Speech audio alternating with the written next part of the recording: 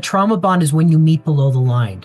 You think you're connecting out of fulfillment, but ultimately you're sacrificing expansion by meeting below the line.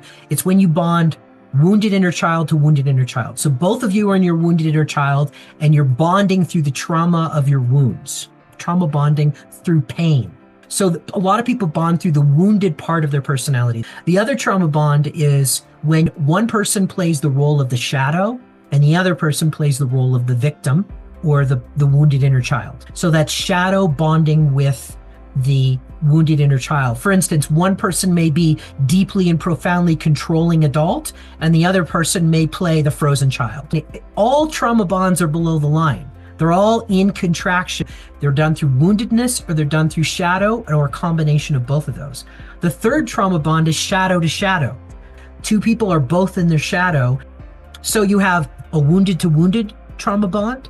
You have a wounded to shadow trauma bond. Either one could play either role, and sometimes you can switch back and forth between those roles. And you have a shadow to shadow trauma bond, which is why I constantly say that it's very important to understand your conditioning, because if you understand your shadow and wounded tendencies, you're more likely to be able to identify where you will go below the line. When someone invites you to bond in a wounded way or in a shadow way, you don't have to accept it. We end up bonding with people in trauma bonds. It's out of familiarity, it's out of convenience, and it's out of habitual experiences. You mistake the bond of trauma with an individual as connection, but it's not real connection. It's in contraction and it's not uplifting your relationship. You're connecting in a codependent trauma bond in this way, and one of you is playing one of those roles, and you want to look at what the ego gain is.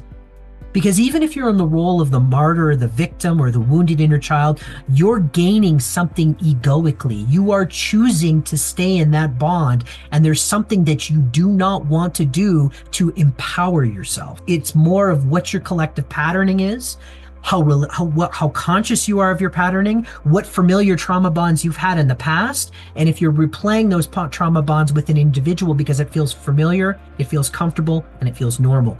Doesn't mean it's healthy.